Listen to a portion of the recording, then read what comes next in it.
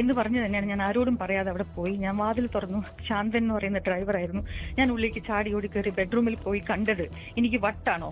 ഞാൻ അവിടെ കണ്ടു കഴിഞ്ഞ് അവിടെ ശാന്തൻ ഓടി വന്ന് എന്നെ തടയാനും ഞാൻ ഫോട്ടോ എടുക്കാൻ നോക്കിയപ്പോൾ എനിക്ക് ഐ കനോട്ട് എക്സ്പ്ലെയിൻ ഞാൻ എന്ത് കണ്ടു എന്നുള്ളത്. മോശത്തിനെക്കാട്ടും പറഞ്ഞാൽ അറിയാത്ത എന്റെ I have all the pictures. പിന്നെ പ്രണയത്തെ കുറിച്ച് ചോദിക്കുകയാണെങ്കിൽ ഒരു അത്ഭുതകരമായ കാര്യമല്ല. ഗണേഷ് കുമാറിന് പ്രണയമുണ്ട്, ഇഷ്ടംപോലെ ഉണ്ട്. ഗണേഷ് കുമാറിനെ പ്രണയിക്കുന്നവരുണ്ട്, ഗണേഷ് കുമാർ പ്രണയം. ഞാൻ മാധവക്കുട്ടി പറഞ്ഞത്. നമസ്കാരം ആൻഡ് വെൽക്കം ബാക്ക്. എല്ലാവരും അടിപൊളിയായിട്ടിരിക്കുന്നു. Mister KB Ganesh Kumar in the news for wrong reasons. Yes, ഇലക്ഷന് മുന്നോടിയായിട്ട് വളരെ മോശമായിട്ടുള്ള ഒരു വാർത്തയാണ് കുറച്ച് മുന്നേ പുറത്ത് വന്നിട്ടുള്ളത്. നിങ്ങൾ എത്ര പേര് ഈ ന്യൂസ് അറിഞ്ഞു എന്നുള്ളത് അറിയില്ല. ഇന്നത്തേക്ക്, ഇന്നല്ല 2-3 ദിവസത്തേക്ക്, ഇവിടുന്ന് അങ്ങോട്ട് കുറച്ച് ദിവസത്തേക്ക് ഒരു ചീഞ്ഞ ന്യൂസ്. മൂപ്പരുടെ ആവശ്യം ബാക്കി എല്ലാവർക്കും നമുക്കൊക്കെ അനാവശ്യം. വളരെ സിമ്പിളായിട്ട് പറയുകയാണെങ്കിൽ ഗണേഷ് കുമാറിൻ്റെ പഴയ ഹിസ്റ്ററിയും കാര്യങ്ങളൊക്കെ നമ്മൾ ഒരുപാട് ചർച്ച ചെയ്തിട്ടുള്ളതാണ്. സരിതയുടെ കേസ്, മുൻ ഭാര്യ, അങ്ങനത്തെ എല്ലാം മോറൽ സൈഡൊക്കെ സോഷ്യൽ മീഡിയ ഒരുപാട് ഡിസ്കസ് ചെയ്താണ്. ഏറ്റവും ലേറ്റസ്റ്റ് ആയിട്ട് നിങ്ങൾ ഫസ്റ്റ് കേട്ടിട്ടുള്ള വോയിസ് ഇയാളുടെ രണ്ടാം ഭാര്യ ആയിട്ടുള്ള ബിന്ദു മേനോൻ. അവർ ഏഷ്യാനെറ്റിൻ്റെ മാർക്കറ്റിംഗ് ഹെഡൊക്കെ ആയിരുന്നു. ആണോ ഇപ്പോഴും വർക്ക് ചെയ്യുന്നില്ല എന്ന് തോന്നുന്നു. അവരുടെ വോയിസാണ് നിങ്ങൾ കേട്ടിട്ടുള്ളത്. സ്വന്തം ഭർത്താവ്, അതായത് ഗണേഷ് കുമാറിനെ അതിൻ്റെ വാളകത്തെ വീട്ടിൽ ചെന്ന സമയത്ത് വളരെ മോശം സാഹചര്യത്തിൽ, ഒരിക്കലും ഒരു ഭാര്യ ഭർത്താവിനെ കാണാൻ പാടില്ലാത്ത സാഹചര്യത്തിൽ ബെഡ്റൂമിൽ മറ്റൊരു സ്ത്രീയുടെ കൂടെ കണ്ടു. ആ സ്ത്രീ അവരത് കണ്ടു, അവരതിൻ്റെ പിക്ചേഴ്സ് എടുത്തു, തടയാൻ ശ്രമിച്ചു. ശാന്തൻ എന്നിട്ട് പറഞ്ഞിട്ടുള്ള ഈ ചങ്ങാതിൻ്റെ സ്വന്തം ആൾ തടയാൻ ശ്രമിച്ചു. അവിടുന്ന് ഇവരെ കയ്യേറ്റം ചെയ്തു. അത് കഴിഞ്ഞതിന് ശേഷം ഈ അവിടെ ഉണ്ടായ ഗണേഷ് കുമാറിൻ്റെ കൂടെ ഉണ്ടായിരുന്ന ആ പെണ്ണിനെ ഈ ഗണേഷ് കുമാറിൻ്റെ ആൾക്കാർ വണ്ടി കയറ്റി അയച്ചു. ഗണേഷ് കുമാർ തിരിച്ച് വീട്ടിലേക്ക് തന്നെ കയറി. This lady had to call 112. അവരുടെ റിലേറ്റീവ് ആയിട്ടുള്ള ശ്രീലേഖ IPS അവരോട് ഓൾറെഡി കാര്യങ്ങൾ പറഞ്ഞിരുന്നു. കാരണം ഇതിനെക്കുറിച്ച് കുറച്ച് റൂമേഴ്സ് ഉണ്ടായിരുന്നു. KSUവിൻ്റെ യദു കൃഷ്ണൻ അയാളെ ഫേസ്ബുക്കിലൊരു പോസ്റ്റ് ഇട്ടിരുന്നു. ഇപ്പം രാഹുൽ മാങ്കൂട്ടത്തിൻ്റെ പ്രതികരണം വന്നിട്ടുണ്ട്. ഡെഫിനറ്റ്ലി ഇതൊരു രാഷ്ട്രീയ ആയുധമായി ആക്കി മാറാൻ പോവാണ്, അല്ലെങ്കിൽ മാറിക്കഴിഞ്ഞു. പക്ഷേ ഈ ഇങ്ങനെ സംഭവങ്ങളൊക്കെ ഉണ്ടായി.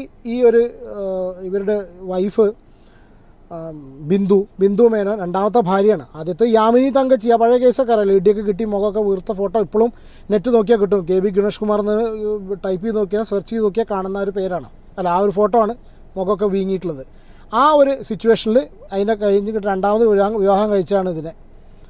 എന്നിട്ട് ഇങ്ങനെ കണ്ട് പിടിച്ചിട്ട് അതിനെക്കുറിച്ച് ചോദ്യം ചെയ്ത സമയത്ത് മൂപ്പര് പറഞ്ഞ മറുപടിയാണ്, ഗണേഷ് കുമാറിന് പ്രണയങ്ങളുണ്ട്, നിങ്ങളും പ്രണയിക്കൂ. അതിനൊരു ഭയങ്കര വിചിത്രമായൊരു കഥയും ഇയാൾ പറയുന്നുണ്ട്. പണ്ട് അച്ഛനോട് പറഞ്ഞു അവർക്ക് ബെൻസ് ഉണ്ട്, അല്ലെങ്കിൽ ആ വീട്ടിൽ വണ്ടി ഉണ്ട്. അപ്പോൾ മൂപ്പര് പറഞ്ഞ അർത്ഥം, നമ്മൾ ഒരു വണ്ടി വാങ്ങിക്കഴിഞ്ഞാൽ നമ്മൾ ആഗ്രഹിക്കേണ്ടത് എല്ലാവരുടെ വീട്ടിലും ഈ വണ്ടി വേണം. അപ്പോൾ പിന്നെ ആർക്കും അസൂയ ഉണ്ടായിരിക്കില്ലല്ലോ. അതായത് എല്ലാവരും അവിഹിതത്തിൽ ഏർപ്പെട്ടോളാൻ, എല്ലാവരും പ്രണയിക്കാൻ. 59 വയസ്സുണ്ട് അല്ലേ, 89 വയസ്സില്ലേ. എന്തായാലും എന്താണ് ഈ വിഷയം എന്നുള്ളത് ഈ ബിന്ദു മേനോൻ രണ്ടാം ഭാര്യ ഏഷ്യാനെറ്റോട് സംസാരിച്ചിട്ടുള്ള ഒരു വോയിസ് ക്ലിപ്പ്, ഒരു വീഡിയോ ഉണ്ട്. ഞാനതിവിടെ പ്ലേ ചെയ്യാം. ശ്രീമതി ബിന്ദു, ഇന്നലെ മുതൽ ചില അഭ്യൂഹങ്ങൾ, പ്രചാരണങ്ങൾ ഓൺലൈൻ മീഡിയയിലൊക്കെ പ്രചരിക്കുന്നുണ്ടായിരുന്നു. ഒരു KSC നേതാവ് ഒരു പോസ്റ്റ് ഇട്ടു. ഇപ്പോൾ മന്ത്രി പറയുന്നത് എനിക്ക് പ്രണയം മാത്രമാണുള്ളത്, എന്റെ വ്യക്തിപരമായ കാര്യത്തിൽ ആരും ഇടപെടേണ്ട, 112ലേക്ക് വട്ടുള്ളവർക്ക് ആർക്കും വിളിക്കാമല്ലോ എന്നൊക്കെയാണ്. യഥാർത്ഥത്തിൽ വാളകത്തെ വീട്ടിൽ എന്താണ് നടന്നത്? താങ്കൾ ശ്രീലേഖയുടെ സഹായം തേടിയെന്ന് പറയുന്നു. ശ്രീലേഖ ആരാണെന്ന് മന്ത്രി ചോദിക്കുന്നു. BJPയുടെ നേതാവല്ലേ, മേയറാകത്തിന്റെ പ്രശ്നമല്ലേ, രാഷ്ട്രീയ മുതലെടുപ്പാണെന്നാണ് പറയുന്നത്. താങ്കൾക്ക് പറയാൻ പറ്റുന്ന രീതിയിൽ എന്താണ് യഥാർത്ഥത്തിൽ സംഭവിക്കുന്നത്? ഇപ്പോൾ എന്തും പറയാൻ പറ്റുന്ന ഒറ്റ കാര്യം മാത്രമേ രാഷ്ട്രീയ മുതലെടുപ്പ്. അല്ലെങ്കിൽ ഇലക്ഷൻ വരുന്നത് സംബന്ധിച്ച് ഇങ്ങനത്തെ പല കാര്യങ്ങളും നിങ്ങൾ കേൾക്കും എന്ന് ഒറ്റ വാക്കിൽ പറഞ്ഞാൽ മതിയല്ലോ. പക്ഷെ പുറമെ കേൾക്കുന്ന ആൾക്കാർക്കും കൂടി മന്ത്രിയുടെ ഒരു ഇന്റർവ്യൂ കണ്ടതിന്റെ ഭാഗമായിട്ടാണ് ഞാനിപ്പോൾ സംസാരിക്കുന്നത്. എനിക്ക് ഞാൻ 2014 മാരേജ് കഴിഞ്ഞ് കുറെ വർഷങ്ങളായിട്ട് എനിക്ക് പ്രശ്നങ്ങളൊക്കെ തന്നെയാണ്. ഞാൻ 2019 ഒരു വലിയ പ്രശ്നം ഉണ്ടായപ്പോഴും ലേഖ ചേച്ചിയെ കോൺടാക്ട് ചെയ്തിരുന്നു. എന്റെ കസിൻ ബ്രദർ, അതായത് എന്റെ പപ്പയുടെ സിസ്റ്ററുടെ മോനാണ് ശ്രീലേഖയുടെ ഹസ്ബൻഡ്. അതെ. അപ്പോൾ ഞാൻ 2019 കോൺടാക്ട് ചെയ്തിരുന്നു. അന്ന് ഇതുപോലൊരു കോംപ്രമൈസിനായിട്ട് ഞങ്ങൾ സംസാരിക്കും. ഇത്രയും അടുത്ത ബന്ധുവാണ് കേട്ടോ ശ്രീലേഖ. കാരണം വെച്ചാൽ ഇയാൾ ചോദിക്കുന്നത്, ഗണേഷ് ചോദിക്കുന്നുണ്ട്, മേയറാവാത്തതിൻ്റെ ബുദ്ധിമുട്ടിലാണ് അവർ ഇടപെട്ടത് എന്നുള്ളത് കേട്ടോ. എല്ലാം ചെയ്തിരുന്നു. അത് കഴിഞ്ഞിട്ട് ഞങ്ങൾ ഒരുമിച്ച് താമസിക്കുന്നു. പല പ്രശ്നങ്ങളും ഉണ്ടായിട്ടുണ്ട് ഞങ്ങൾ തമ്മിൽ. ഇതെല്ലാം എല്ലാവർക്കും അറിയുന്ന വിഷയങ്ങളാണ്. എന്തുകൊണ്ടാണ് ഗണേഷ് കുമാറായിട്ട് പ്രശ്നം ഉണ്ടായിരുന്നത് എന്ന് എല്ലാവർക്കും ലോകം മുഴുവൻ അറിയുന്ന കാര്യങ്ങളാണ്. പക്ഷേ കഴിഞ്ഞ എസ്പെഷ്യലി മന്ത്രിയായി കഴിഞ്ഞിട്ട് എനിക്ക് വളരെ വളരെ പ്രശ്നങ്ങളാണ്. അതായത് മന്ത്രിയുടെ കൂടെയുള്ള ഒരൊറ്റ ചോദ്യം കേട്ടോ, ചോദ്യം ചോദിക്കാൻ നമ്മൾ ആരുമല്ല. നമുക്ക് ഈ പരിചയമില്ലാത്ത ആൾക്കാർ, അധികം സോഷ്യൽ മീഡിയയിലും അവിടെയും ഇവിടെയും മീഡിയയിലൊന്നും അറിയാത്ത ആൾക്കാർക്ക് ഇതുപോലത്തെ ഇതാണെന്നുണ്ടെങ്കിൽ ക്യാരക്ടർ ഒരുവിധം അറിയുമല്ലോ. അങ്ങനത്തെ ആൾക്കാരൊക്കെ കല്യാണം കഴിച്ച് കുടുങ്ങിപ്പോകാൻ മനസ്സിലാക്കാം. ഇതുപോലെ ഇയാളുടെ സംഭവം ഒരുവിധം പിന്നെ എന്നോ പുറത്ത് ഈ പറഞ്ഞ മാതിരിയുള്ള ഗോസിപ്സും കാര്യങ്ങളൊക്കെ വന്നിട്ട് പിന്നെയും അതിൽ പോയിട്ട് ചാടി വീണല്ലോ. ഫ്രണ്ട്സ് ആയാലും മന്ത്രിയുടെ സ്റ്റാഫ് ആയാലും എല്ലാം എനിക്കെതിരാണ്. പറഞ്ഞു കഴിഞ്ഞാൽ ഒബ്വിയസ്ലി പവറിന്റെയും പൊസിഷന്റെയും കൂടെയല്ലേ ആൾക്കാർ നിൽക്കുള്ളൂ. So I been completely alone. പക്ഷെ ഞാൻ എന്റേതായ ഇതിൽ, കാരണം എനിക്ക് അത്രയും പേടിയാണ്. എനിക്കൊരു വയസ്സായി ഇപ്പോ മെമ്മറി പോലും ഇല്ലാത്ത എൻ്റെ ഒരു അമ്മ. ഈ മെനഞ്ഞാം ദിവസം ഈ വാളകത്ത് കഴിഞ്ഞ ദിവസം ഇന്നലെ ശനിയാഴ്ചയാണ് തോന്നുന്നു. ശനിയാഴ്ച ശരിക്കും ഞാനിപ്പോ 2 മാസമായിട്ട് ഇതേപോലെ ഇലക്ഷന്റെ സമയത്താണ് ഞാൻ അവിടെ പഞ്ചായത്ത് ഇലക്ഷന്റെ സമയത്താണ് ഞാൻ ഇടയിൽ വന്നത്. അതിന് മുന്നേയും പ്രശ്നമായിരുന്നു. പല സ്ത്രീകളുടെയും പ്രശ്നം വെച്ച് ഞാൻ വഴക്കൂടും. അപ്പൊ എന്റെ ഫ്രണ്ട്സിനെ ഞാൻ ആരോട് സംസാരിക്കും, അവരുടെ സ്റ്റാഫിന്റെ ഫോൺ ട്രാക്ക് ചെയ്യും. ഞാൻ ആരെടുത്താ വിളിച്ചാൽ നോക്കി അവരുമായിട്ട് എന്നെ കണക്ട് ചെയ്ത് ഞാൻ അവരുമായിട്ട് ബന്ധമാണെന്ന് പറഞ്ഞ് അങ്ങനെയാണ് എന്നെ കൺട്രോൾ ചെയ്ത് നിർത്തുന്നത്. അപ്പൊ അവിടെ എല്ലാം പറയും ഞാൻ അമേരിക്കയിലേക്ക് ആരുടെ കൂടെ പോയി, ദുബായിലേക്ക് പോയി, അങ്ങനെയൊക്കെ പറഞ്ഞ് എന്നെ നിർത്തും.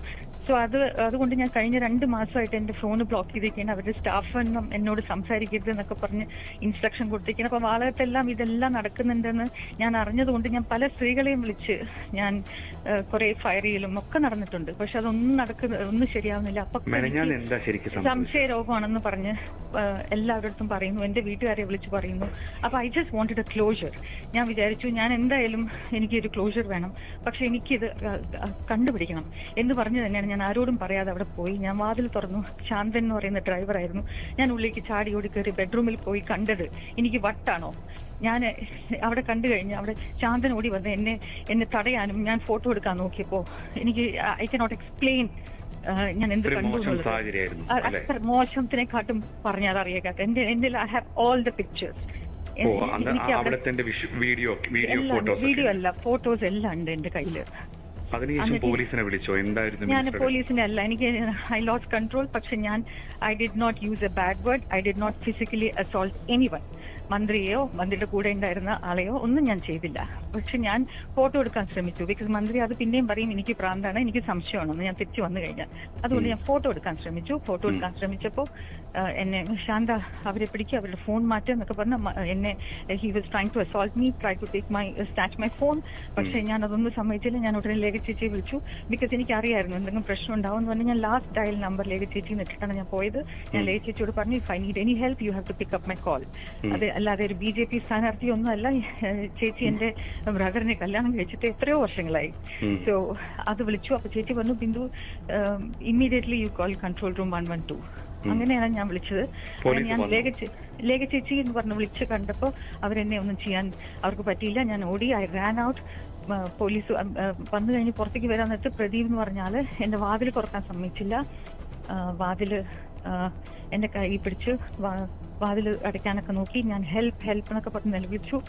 അത് കഴിഞ്ഞ് പോലീസ് വരുന്നതിന് മുന്നേ തന്നെ ഗണേഷ് കുമാർ ഈ സ്ത്രീയായിട്ട് സ്ത്രീനെ കൊണ്ടുവന്ന കാറിൽ ശാന്തം കയറ്റി. ശാന്തം കൊണ്ടുപോയി ഗണേഷ് കുമാർ ഉള്ളിലേക്ക് ഓടി വാതിലടച്ചു. ഇതൊക്കെ നിങ്ങൾ കാണണം. ഈ തെരഞ്ഞെടുപ്പ്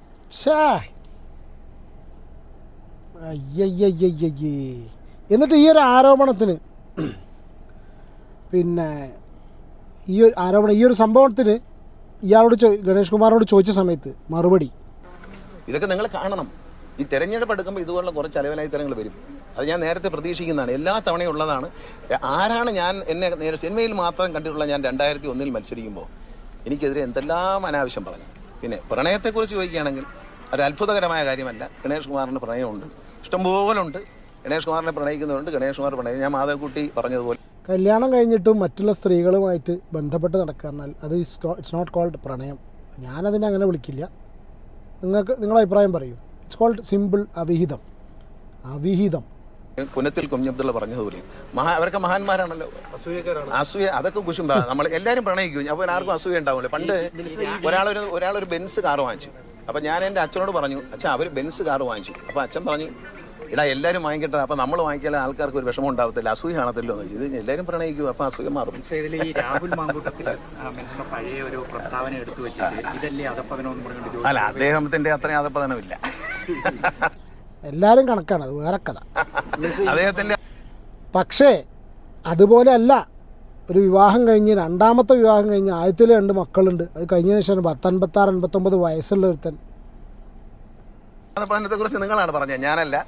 പറയാൻ യോഗ്യനായ ആൾ തന്നെയാണ്, വളരെ യോഗ്യനാണ്. അദ്ദേഹം യോഗ്യനാണെന്ന് തെളിയിച്ചു. അദ്ദേഹം തെളിയിച്ചുകൊണ്ടിരിക്കുകയാണ് അനുദിനം. ഇനി ആരൊക്കെ വരാൻ പോകുന്ന അറിയത്തില്ല. ഏതായാലും ഞാൻ അദ്ദേഹം ചെയ്ത കണക്കുള്ള പണി ചെയ്തെന്ന് പറഞ്ഞ ആരും വന്നിട്ടില്ല. വീട്ടിൽ സ്വന്തം ഭാര്യ കയ്യോടെ പൊക്കി അതിൻ്റെ ഫോട്ടോസ് ഉണ്ട് കണ്ടിട്ടുണ്ടെങ്കിൽ പിന്നെ ഇപ്പോൾ വേറെ കൂടുതൽ എന്ത് പറയാൻ. ഇന്നും അങ്ങനെയല്ലേ, എടുത്തു നോക്കും. വീട്ടിനകത്ത് ശത്രു ഉണ്ടായിരുന്നല്ലോ പണ്ട്, വീട്ടിൽ നിന്നാണല്ലോ. അല്ലാതെ എന്നെ എന്നാണ് ജനങ്ങൾ എതിർത്തത്? എന്നെ എന്നാണ് പുറത്തുനിന്ന് നിയന്ത്രണത്തിൽ വരും. ചില ആളുകളുടെ നിയന്ത്രണത്തിൽ വരുമ്പോൾ ചട്ടുകമായി മാറും ചില ആളുകൾ. സുപ്രധാന സമയങ്ങൾ താങ്കൾ മന്ത്രിസ്ഥാനം തൊലിക്കട്ടി അപാരം, അല്ലാതെ വേറെ ഒന്നും പറയാനില്ല. ഇനി രാഹുൽ മാങ്കൂട്ടത്തിനോട് ഈ ഒരു കേസിനെ കുറിച്ച് ചോദിച്ചു. ഏതാണ് ഈ ഗണേഷ് കുമാറിന്റെ ഒരു വീഡിയോ ഇട്ടിട്ട് ഇതല്ലേ അധപ്പതനമായിട്ട് ഫേസ്ബുക്കിൽ പോസ്റ്റ്. നിങ്ങൾക്കതറിയില്ലേ? നിങ്ങൾക്കറിയില്ലേ? അത് സെലക്റ്റീവ് ആകുന്നതുകൊണ്ടാണോ നിങ്ങൾക്കതറിയാത്തത്? എൻ്റെ ചോദ്യം, കൊട്ടാരക്കര മേഖലയിൽ നിന്ന് 112ലേക്ക് ഏതെങ്കിലും ഒരു സ്ത്രീ വിളിച്ച് പരാതി പറഞ്ഞിട്ടുണ്ടോ? ആ പരാതിയുടെ അടിസ്ഥാനത്തിൽ ആ സ്ഥലത്തേക്ക് പിങ്ക് പോലീസ് എത്തിയിട്ടുണ്ടോ? പിങ്ക് പോലീസ് എത്തിയിട്ടുണ്ട് എങ്കിൽ എന്ത് നടപടി സ്വീകരിച്ചു? SP ആ വിഷയത്തിനകത്ത് ഇടപെട്ടിട്ടുണ്ടോ? ഇനി ആർ ശ്രീലേഖ IPS അവരോട് ചോദിച്ച സമയത്ത് അവരുടെ മറുപടി കേട്ടോ. ഒരു വിവരമാണ് മന്ത്രി ഗണേഷ് കുമാർ. ഇതാദ്യമല്ല, ഇതിനു മുമ്പും ഗണേഷ് കുമാറുമായി ബന്ധപ്പെട്ട ചില ആക്ഷേപങ്ങൾ ഉയർന്നു വന്നിരുന്നു. അത് സാമൂഹിക മാധ്യമങ്ങളിൽ വല്ലാതെ പ്രചരിക്കുന്നുമുണ്ടായിരുന്നു. അത് സംബന്ധിച്ച ഒരു വിശദീകരണം നൽകിയത് മന്ത്രി തന്നെയാണ്. മന്ത്രി അതിനെ പ്രണയത്തിന്റെ രൂപത്തിലാണ് ചിത്രീകരിച്ചത്. പ്രണയം തനിക്കുണ്ട്, 5 അല്ല 5000 പ്രണയങ്ങളുണ്ട്.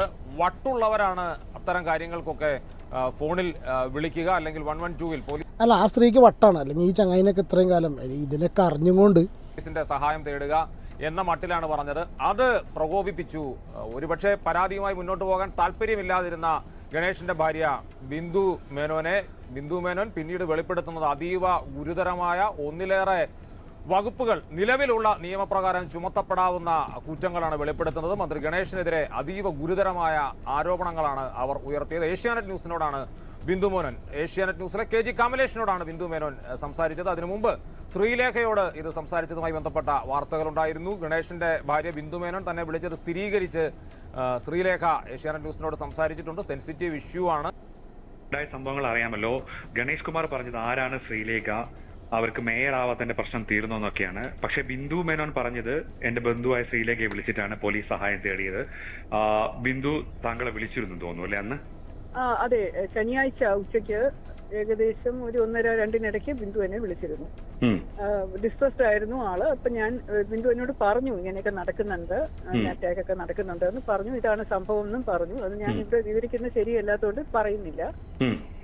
ബിന്ദു എന്നോട് എന്താ ചേച്ചി ചെയ്യേണ്ടതെന്ന് ചോദിച്ചപ്പോൾ ഞാൻ പറഞ്ഞു, മോളെ 112 വിളിക്കൂ. 112-ൽ വിളിച്ചിട്ട് പോലീസിനോട് വരുമ്പോ അവര് പോലീസ് ഹെൽപ്പ് ചെയ്യും എന്ന് പറഞ്ഞു. അപ്പൊ അതാണ് ഉണ്ടായത്. അത് കഴിഞ്ഞ പോലീസ് വന്നിട്ടും സംസാരിച്ചിരുന്നു. പിന്നെ എന്താ നടന്നതെന്ന് ഞാൻ പറയുന്നില്ല, കാരണം അത് ബിന്ദുവിന്റെ കാര്യമാണല്ലോ. അപ്പൊ she will have to reveal it. പക്ഷെ ഒരു ജസ്റ്റിസ് അവിടെ കിട്ടാത്തതിന്റെ ഒരു പ്രശ്നം ആസ് എ IPS ഓഫീസർ ആയിരുന്ന ആളെന്ന നിലയ്ക്ക് തോന്നുന്നുണ്ടെന്ന് തോന്നുന്നു അല്ലെ? പോലീസിന്റെ ഭാഗത്തുനിന്നും അവിടെ ഒരു അങ്ങനെയുണ്ടോ? അത് പോലീസ് ഇത് സെൻസിറ്റീവ് ആണല്ലോ, ഇഷ്യൂ സെൻസിറ്റീവ് ആയതുകൊണ്ട്. ബിക്കോസ് സമയവും അതല്ലേ, ഇലക്ഷനൊക്കെ വരുന്ന ഒരു സമയമായതുകൊണ്ട് പോലീസിനെ ചിലപ്പോൾ കൺസൾട്ട് ചെയ്യേണ്ട ആവശ്യം ഉണ്ടായിരുന്നിരിക്കും സീനിയർ ലെവലില്. പക്ഷെ ഒരു സ്ത്രീയാണ് ആവശ്യപ്പെടുന്നത്, എന്നിട്ടും ആ ഒരു actually Kamlesh, I am sorry, I don't want to comment further about. ആരാണ് സ്ത്രീലേക്ക് എന്നാണ് മന്ത്രി ചോദിച്ചത്? ചോദിക്കട്ടെ, കുഴപ്പമില്ല. പുറത്തു പറയാൻ പറ്റാത്ത ഒരവസ്ഥ. ഇനി ഞാൻ അടുത്തത് ഒരു പോസ്റ്റ് ഇവിടെ കാണിക്കാം. അതായത് യദുകൃഷ്ണൻ്റെ KSUവിൻ്റെ യദുകൃഷ്ണൻ്റെ ഫേസ്ബുക്ക് പോസ്റ്റ് ഇതാട്ടോ. ഇതൊക്കെയാണ് ചർച്ച ആയിട്ടുള്ളത്. എവിടെ നിന്നോ കിട്ടിയ ഒരു സ്ക്രീൻഷോട്ടിൻ്റെ പേരിൽ ഒരു MLAക്കെതിരെ വാർത്ത നൽകിയ മാധ്യമങ്ങളും കേസെടുത്ത പോലീസും ഇതൊന്നും കണ്ടതായി ഭാവിക്കുന്നില്ലല്ലോ. സംസ്ഥാന മന്ത്രി KB ഗണേഷ് കുമാർ വാളകത്തെ കീഴ്വീട്ടിൽ വ്യഭിചാരം നടത്തിയ നിങ്ങൾ അറിഞ്ഞില്ലേ? ഭാര്യ ആ അവിഹിതം കൈയോടെ പൊക്കിയതറിഞ്ഞില്ലേ? ഭാര്യ സ്വന്തം മൊബൈൽ തെളിവുകൾ ശേഖരിച്ചതറിഞ്ഞില്ലേ? ഭാര്യയുടെ മൊബൈൽ മന്ത്രി കൈക്കലാക്കാൻ ശ്രമിച്ചത് നിങ്ങൾ അറിഞ്ഞില്ലേ? ഭാര്യയെ മന്ത്രിയുടെ നിർദ്ദേശാനുസരണം പേഴ്സണൽ സ്റ്റാഫ് മർദ്ദിച്ചത് നിങ്ങൾ അറിഞ്ഞില്ലേ? ഭാര്യ പോലീസിൻ്റെ ടോൾ ഫ്രീ നമ്പറിൽ പരാതി നൽകിയത് നിങ്ങൾ അറിഞ്ഞില്ലേ? കീഴൂട്ട് വീട്ടിലെത്തിയ പോലീസിനെ മന്ത്രി ഭാര്യ അവിഹിതത്തിന് തെളിവുകൾ നൽകിയത് നിങ്ങൾ അറിഞ്ഞില്ലേ? മന്ത്രി ഭാര്യയ്ക്ക് പരിക്കേറ്റിട്ടും പോലീസ് ഒരു നടപടിയും സ്വീകരിക്കാഞ്ഞതെന്തേ? 112 നൽകിയ പരാതിയുടെ അവസ്ഥ എന്തായി എന്ന് ആരെങ്കിലും തിരക്കിയോ? ചുരുക്കത്തിൽ ഒരു മന്ത്രി സ്വന്തം വീട്ടിൽ അവിഹിത ബന്ധത്തിൽ ഏർപ്പെട്ടിട്ട് ഭാര്യ കൈയോടെ പൊക്കിയിട്ട് പോലീസിൽ പരാതി നൽകിയിട്ട് ഭാര്യയെ കയ്യേറ്റം ചെയ്തിട്ട് ഈ നാട്ടിലൊരു നടപടിയുമില്ല. ഇതെന്ത് നീതി? ഞാൻ വളച്ചുകെട്ടിലായി തുറന്നു പറഞ്ഞിട്ടുണ്ട്. ഇത് തെറ്റാണെങ്കിൽ മന്ത്രി എനിക്കെതിരെ കേസെടുപ്പിക്കട്ടെ. വെല്ലുവിളിയായി കരുതിയാലും ബുദ്ധിമുട്ടില്ല. MJ യദുകൃഷ്ണൻ, KSU സംസ്ഥാന വൈസ് പ്രസിഡൻറ്റ്. ചീഞ്ഞ കേസ്, സിമ്പിളായിട്ട് പറയാം. താളവട്ടത്തെ ഡയലോഗ്. മൂപ്പർക്ക് ഇത് ആവശ്യമാണ്. പ്രണയോ പിന്നെ അവിഹിതോ എന്ത് പേരിട്ട് വിളിച്ചാലും മൂപ്പർക്ക് ഇത് ആവശ്യമാണ്. പക്ഷെ നമ്മളെപ്പോലുള്ള ആൾക്കാർക്ക് ഇത് അനാവശ്യമാണ്. ഇത്രേ പറയാനുള്ളൂ.